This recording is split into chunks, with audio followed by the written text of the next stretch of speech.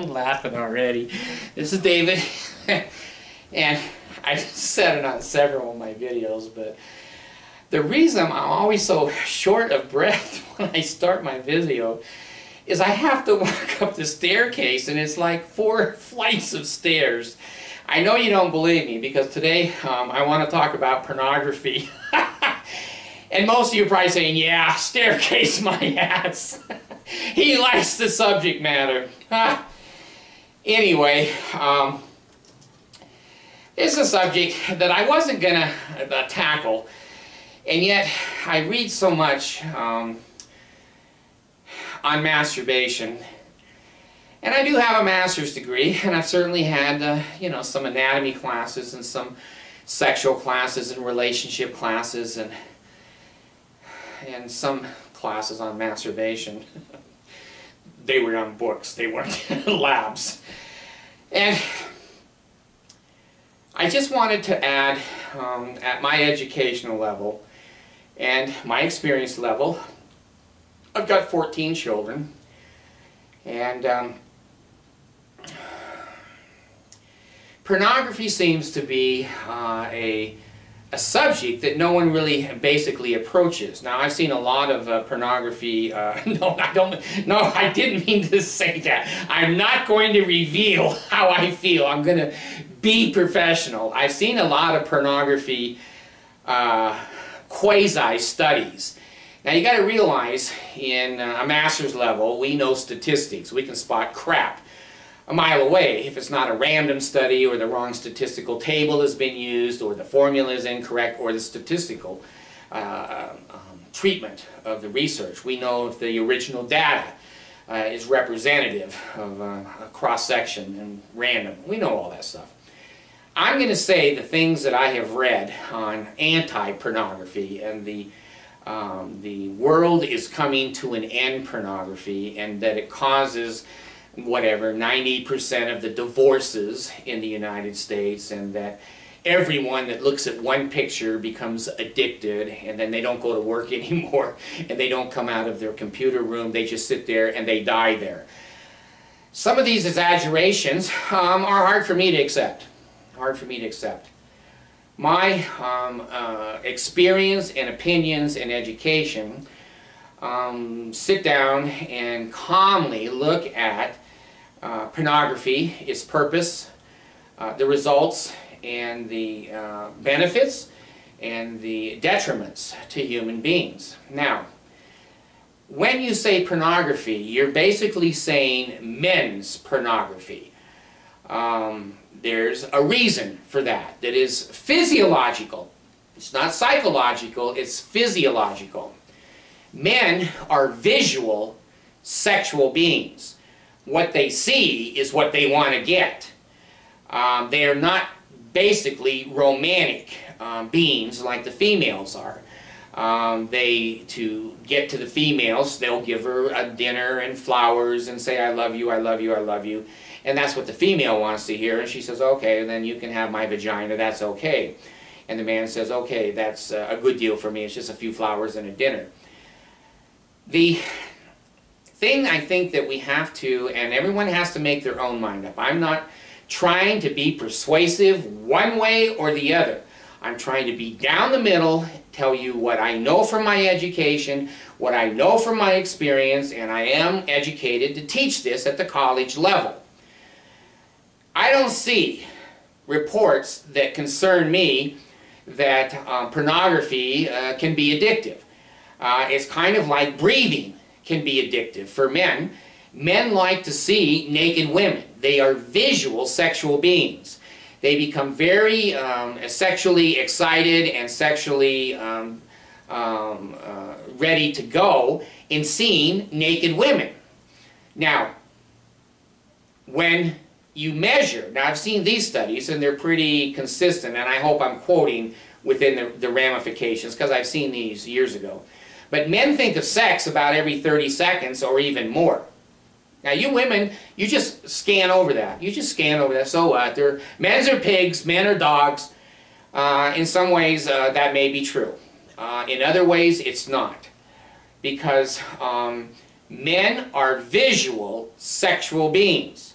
They need to see or want to see very, very badly naked women.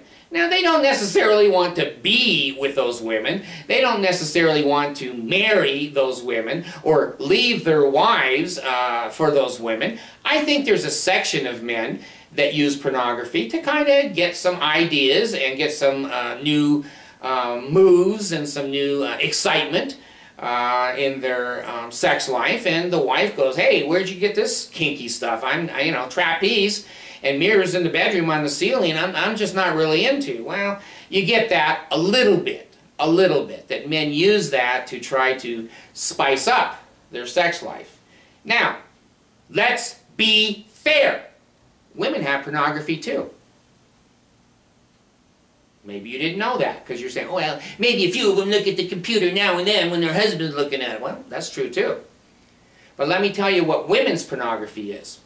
That's the romance models. That's the magazines that they get at Walmart and Smith's coming out the check stand. Oh, John made me so happy. That is female pornography. But the men don't know that, so they don't go, oh, see, you're getting those pornography stories. Well, there's some discrimination, because men's pornography is much more overt, and in some ways, it may take advantage of females by making them objects. But you know what? When a girl is 18 and she wants to show her breast and her vagina, our society says she's mature enough to know what she's doing. She likes making the money. She doesn't think it's any big deal. She knows that everyone generally looking at it's not going to jump her bones. They don't know where she lives. They're just using it for that moments of masturbation and or pleasure to go to their wives. So, let's be fair. If you women are buying magazines at the checkout stand that are full of the stories of who got divorced and why, and can read how he was a terrible person and he wanted sex 9 times a day, or he was a wonderful person, he walked in the wind and our hearts just pitter-patter, that's female pornography. You didn't know that? Well, now you do. So, both sexes have their form of sexual excitement. To condemn one more than the other, is it fair? The women who pose for men make money, but you know what? The publishers, the writers, and the photographers for the women's novels that they read and the women's magazines, they get paid too. Is one hurt more than the other? You have to decide. With the internet, and children and adults, males, females, whatever, can look up the pornography, it becomes somewhat of an educational tool. Now, again, I'm not advancing that everyone should be, you know, in the computer room looking at naked people and reading romance novels. I don't really care. I'm not going to advocate one way or the other. But it's a different world. I remember when I was young, one of the boys got a Playboy magazine, and we were all looking at it in the bathroom, and I was probably 9th grade, something like that. And oh my gosh, that was first time we'd ever seen a naked girl. That was cool. Now, I've got teenagers. I've got a 13-year-old girl, and I've certainly raised, I've raised 13 kids. I have 14. Rebecca was raised by another man and mother, but she's still genetically my child. Anyway, these teenagers now, they've got their iPods that hook to hotspots everywhere, and some of them pay, you know, whatever, so much per month, and they can hook into satellites anywhere. Computers, my daughter has a laptop, she has an iPod. These kids aren't stupid. You and I weren't stupid. You go, hey, I want to see what a penis looks like. Oh. They can go look. Oh, I want to see what a vagina looks like. Oh. They can go look. Now, does that make them a bad person? Well, there's no sign on them that says 666. There's no scarlet letter on them that says adulterer. That's how children generally begin to learn about their own sexuality. And they'll go, oh my gosh, I didn't know that. Look at that. Whoa! Pornography, and I'm treating you like a college-educated class. is complex, and it's dynamic, and it's flexible. Now, with both sexes, maybe more with men, but with both sexes, they can overdo it. It's just like drinking, it's just like smoking, it's just like sexual affairs, it's like drug addiction. Human beings can, and often do, or sometimes do, overdo all things in life. They become a little fanatical.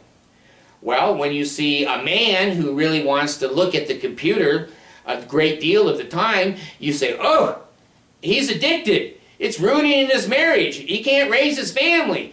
He'll probably not go to work next week. He'll probably have a heart attack. It goes on and on. We do and overdo many things. I did addiction counseling for years, AA and 12-step programs.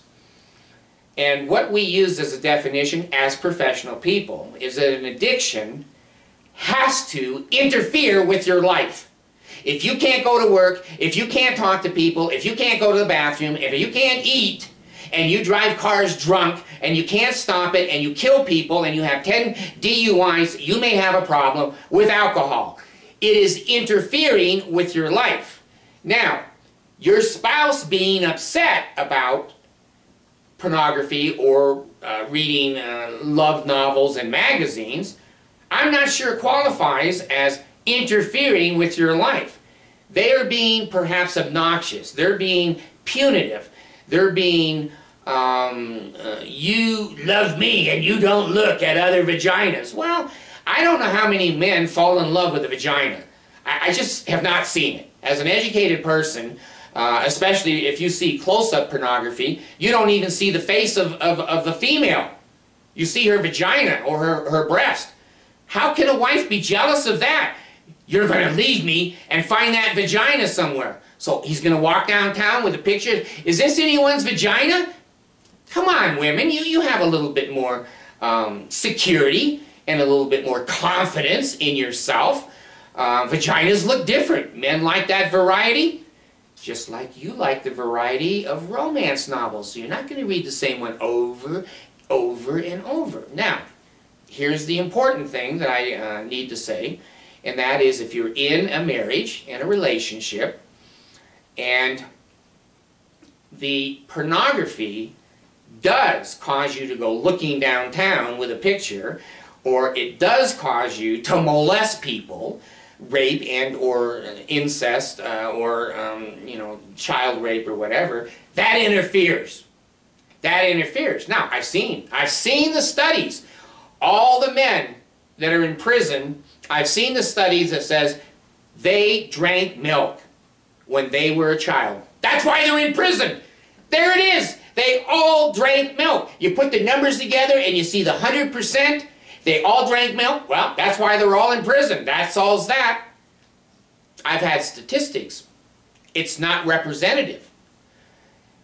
When you take a study in a prison population, which is mostly men or a men's prison, and you say, how many have you looked at pornography, you're going to have at least 99.9% go, yeah, I've looked at it. There it is. That's why they're in prison. See, they were looking at naked women. Well, that's about as stupid as they all drank milk. It's not true. It's not true. How many of them used to breathe air? Most of them. That's why they're in prison. They breathe air. Those are common denominators in human development and human life. How many of them had intercourse? See, they've had intercourse. That's why. Now, you have to go into the middle. And of course, if you're a Mormon, you can't do the middle. It's black and white, and that's your life. Go with it. The middle is, obviously, if they had a addiction that interfered with their life and they couldn't keep their hands off of other people because of pornography, that's going to be a small group of people. Because most people look at pornography and most people aren't in jail. So the numbers have to add up. There's going to be the aberrations and the exceptions. Oh, here come the Mormons. They're jumping in on both sides now. See, we know the bishop says if you look at naked women, you're going to jail. You're losing your salvation. Oh, praise the Lord. Pele ale. They go into a panic. It's not necessary. Not necessary. If it interferes in your life, then it's a problem. Just like alcohol, just like drugs, just like having a beer at night. You come in, it starts off with 1 beer, and now it's 26 beers at lunch and 26 at night and 26 in the morning. You're probably addicted to alcohol. Most people that drink are not addicted to alcohol. Most people who drink don't have DUIs. Most people who drink don't molest little kids. So when you want an excuse, women, or you want an excuse, men, to say, well, see, he doesn't love me anymore. He's looking at that vagina. Well, it doesn't have a face on it. It has no legs on it. It has no ears. It doesn't smile. Well, maybe it smiles. I don't know. How is he going to leave you looking at a vagina? It's more likely that he'll look at that, jump over in bed, and be crazy about you, and go crazy making love to you. And you girls can sneak those novels, and you can buy those magazines and put them in the shelf, and then you can read them when he's at work and go, oh man, I just get all wet, and I just get all hot thinking about this story or this movie. You may fool a lot of people, but you don't fool me. I've been there, I've done it, I've had classes on it, and you girls are as much into your type of pornography as men are. But you're more critical of men because it's more overt, it's more often, because they're much more highly sexual than women, generally speaking. And you can hide yours, and even if your magazine is out on the table, the kids aren't going to go, oh, that's a hustler. Look at that vagina. Dad can't, he's got to hide his under the bed or between the mattress or something. Now, the other thing that is different, and I'm talking now biologically between men and women. If a man came to you, young women, and it's funny, I don't know why young girls watch these videos. I guess, my demographics are that way, that I have as many 13 to 30-year-old girls that watch it as I do seniors that watch it, but anyway, be that as it may. If men come to you and say, I don't want you having a period anymore. It's nasty, it's bloody, and the egg comes out, and I don't want my children's egg in the toilet or in a pad. I don't want you having a period anymore. Well, how many of you girls could just think and exercise a little discipline and go, okay, make you happy, no more periods. Now I'm giving that stupid example because that's what you do when you go to men and you say, I don't want your sperm coming out anymore. I'll tell you when your sperm comes out. No one else does, and you're not allowed to take it out, and no one else does either. Well, when they're not married and they're young boys, they're going to have a wet dream.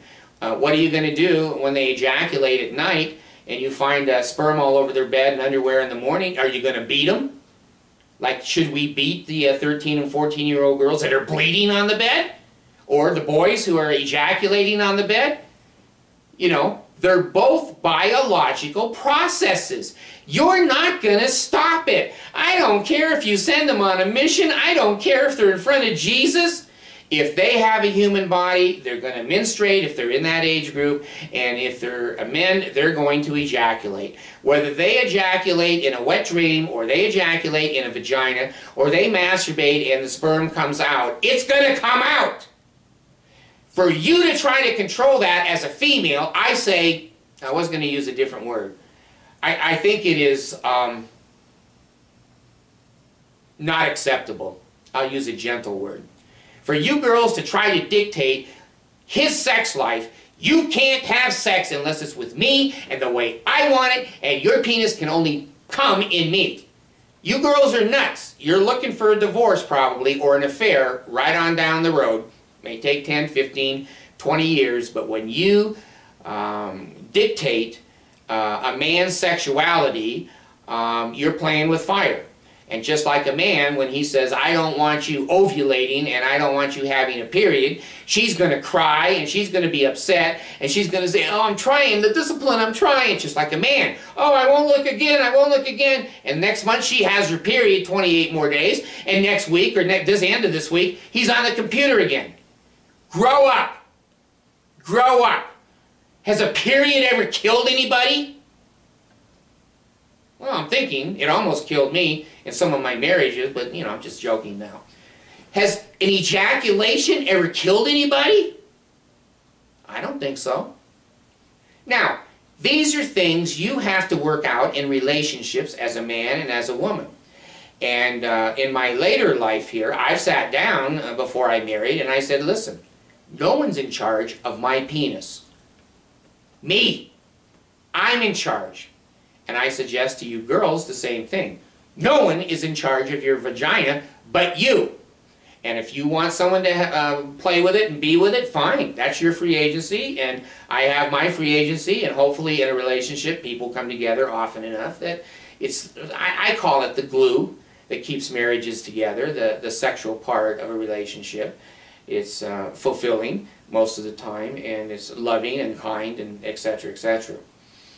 So, what I'm saying is you need to study your own bodies, you need to go on the internet, and now let's go into another area, okay? And again, I'm not going to judge. I'm not going to judge other people's sexuality. If you want to hang on a trapeze with mirrors on the wall and lights and, you know, jumping off the balcony on your mate, hey, go for it. I'm not going to say this is bad.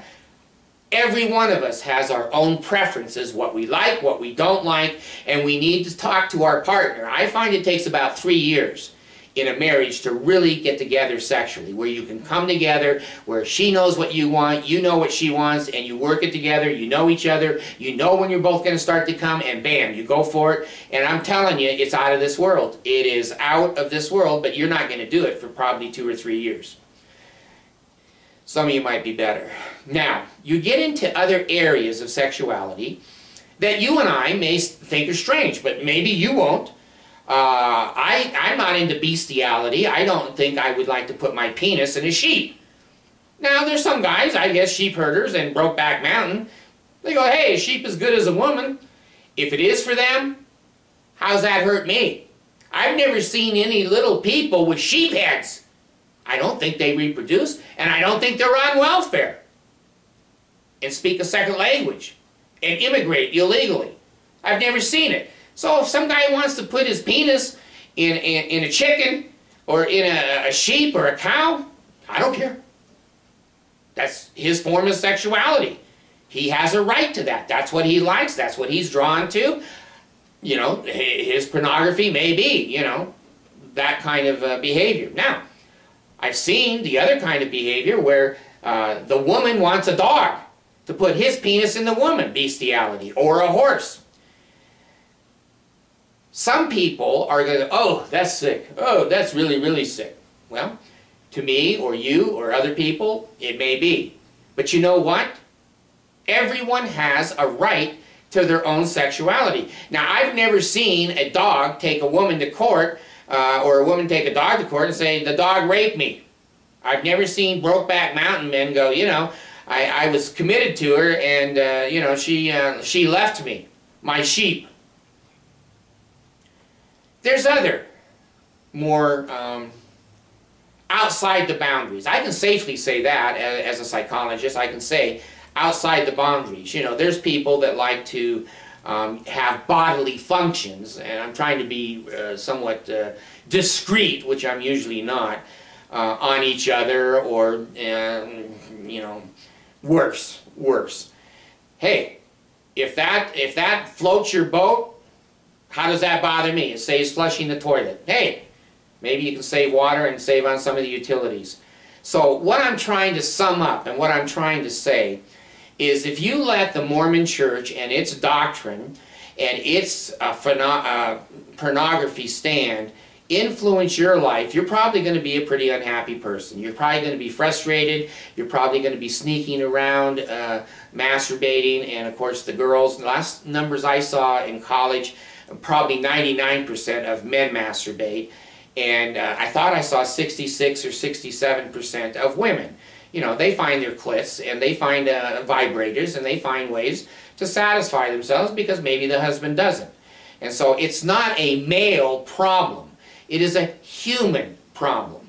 We have to look at both genders, see what they need, what they want, and then somehow negotiate a way to be together and to be enjoyable. Now, I just read this morning, and it made me sick again, the book that Kimball wrote, A Miracle of Forgiveness.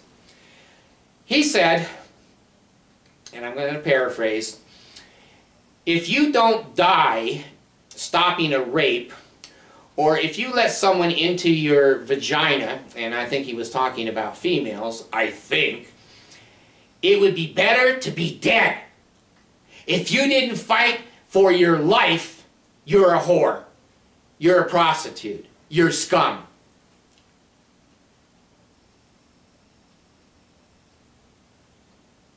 That, to me, as a psychologist, is abuse. That, to me, anyone in some kind of a superior position, I don't care if they're a priest, I don't care if they're a bishop, I don't care if they're a counselor, a school teacher, if you said that kind of a thing to my child, I would sue you. I sue people easily, and I usually win. I would call that a child abuse. And if you've heard that, and you want a chastity belt put on you, someone's made you very sick. Vaginas are not terrible, evil, dirty things. Being a woman, you should be proud, you should be happy, and you should be glad that you can attract men when you're young. You know, you're 17 to 30 years old. Every man in the world is going to want to be interested in you. After that age, you're going to find the statistics way off for remarriage. If men can marry 20-year-olds, they're not going to marry a 35-year-old. So what comes around goes around. For women in the early ages, they're in charge. In the later ages, men are in charge. Fairness. Thank you, Jesus. It's fair. So, if you believe that if you're raped or your date raped, or even if you just get so hot and bothered and wet that you can't stand it and you just let someone have intercourse with you, that you should have been better off dead, you're nuts. The people who told you that are nuts. They're people who don't know anything about sex. They're people who have their own sexual hang-ups. They're people who wear funny underwear that they think the bullets and the fire will bounce off of. And they think if your vagina gets a penis in it, it's their fault. Well, let me be some kind of an educated voice to say that is about the stupidest thing I, as a college professor, would ever say to girls that were in my class. People do make mistakes, men and women. It's the story of life. The women end up with the babies. They end up with the heartache. I didn't invent that. Your Jesus did. I didn't. I'm only telling you what Jesus invented. Don't kill the messenger. You screw around with sex, most of the time it's going to be the girl that gets in trouble, loses her reputation, has the baby, stops her education, is a single mom, and poor. Thank you, Jesus. Women, get on your knees and go, thank you, Jesus, for a vagina. You control it. You're in charge of it. And basically, you have sexual desires. Get a damn vibrator. Get a damn vibrator. Nice thing about females, they can orgasm more than once. Men usually can't. Some men can, 20, 30 minutes, they can get another orgasm. Not very many. But women, you get to know your vagina and your clitoris very, very well, and you know where to put your fingers and how to move that vibrator. Man, you can come, well, 12, 14 times, 3 times, 2 times. I don't think the number matters, but it's the wonderful thing of having a vagina. Sometimes it's better than a penis. Sometimes you get much more pleasure out of a vagina, and when you come, you just come and come and come. And you can just keep going and have another one, and the men go, hey, you know, don't be selfish here. Well, you can be selfish. There's good things about having a vagina. So, please, I think masturbation as a professional is a normal act that causes no harm to anybody. If it gets out of hand and it does interfere with your life other than your mate screaming at you, it's a problem. You probably need a counseling, or you probably need some real thought process and reorientation that is causing a problem. And if it is, then that's your problem, and you need to figure that out. But what the Mormons teach is evil. And I'm telling you, as a master's level college professor, which I couldn't do at BYU, other institutions that give you a real education, I can say this. Now let me say this.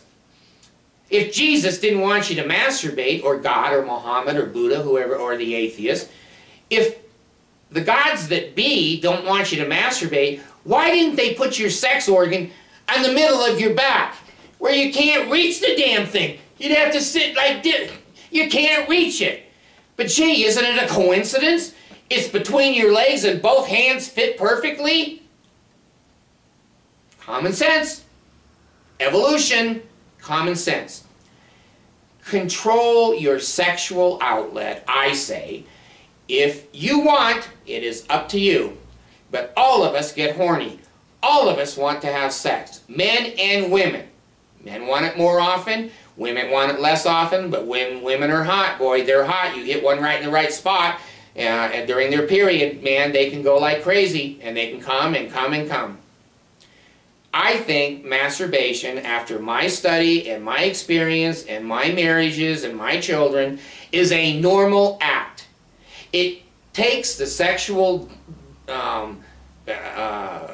power out of you for a short period of time. Now, you know, you may masturbate every 2 days, every 3 days. You girls might go 2 or 3 times a month, maybe more. I had a funny situation, and I'll share it with you. Probably I shouldn't. I was on the computer to the Philippines the other night because my brother lives there. And he's got a beautiful little girlfriend, and she was sitting there, and they're so darling. Those Filipino girls all look like they're 12 years old and they're 30. And I was saying to her, you know, sometimes men like a lot of sex. I said, I know one man that had sex 3 times a day for 9 years, over 10,000 times he had sex in 9 years. And she said, well, why did it take him that long? I can do that probably in a month or 2. So she's funny. She's got a great sense of humor, and I guess she's a pretty sexual little gal. So, be that as it may. Don't let the Mormon Church want you to commit suicide because you've made a mistake or because you like your penis or your vagina. Be in private. Don't, you know, have the kids looking at you. Good Lord, you know, you got to use some common sense. But if you want to play with your penis or you want to play with your vagina, it's yours. It's no one else's. Don't let anybody else, even a husband, even a wife, control your sexuality. You know what you like. You know what you want. If you want to share it with a mate and a wife and a husband, do it. That's the best way to go. I found the marriage stays together. The glue stays. But if you don't, and they go, oh, you can't touch me for 3 months. I only do it 3 times a year. Now, I had a brother-in-law who only did it 3 times a year. Well, my sister went crazy. Get a vibrator. Do it yourself. It's better than just, you know, cold sweats at night and being wet all the time and falling off chairs. Come on. I'm telling you, it's normal. I'm telling you that you can control your sexual desires and make sure you don't get pregnant or you don't get somebody pregnant, that you can say, hey, I'm okay today. You know, I masturbated 2 days ago. I feel pretty good. And when it builds up again in the male or the female, it builds up, release it. Release it, and then you go back to a normal life.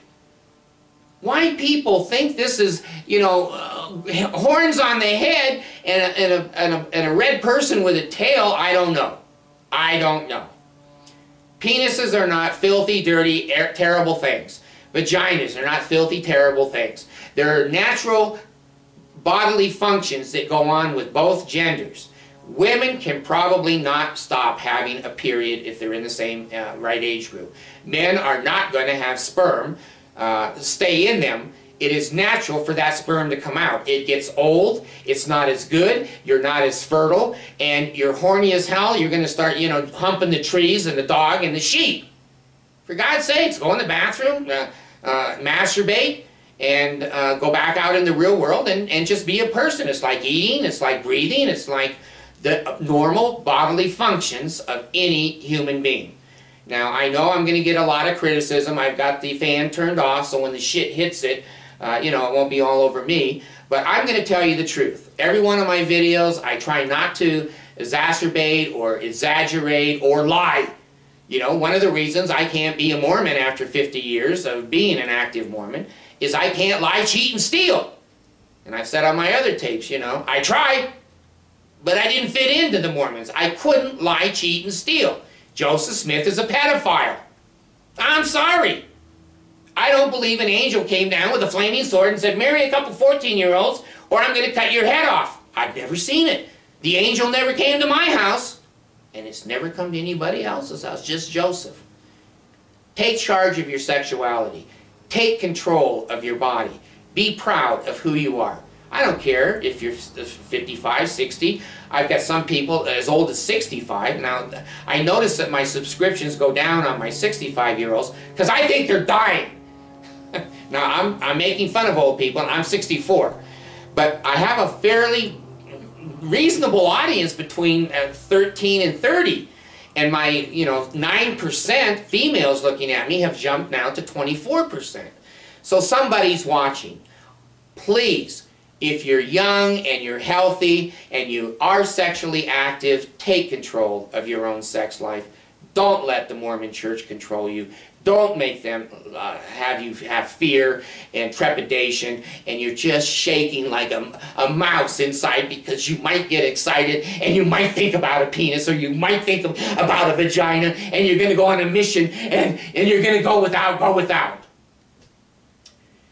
That's their job. Scare the shit out of you, pay your money, go to the mall. Hope this was helpful. If it wasn't, throw in the trash. Thank you.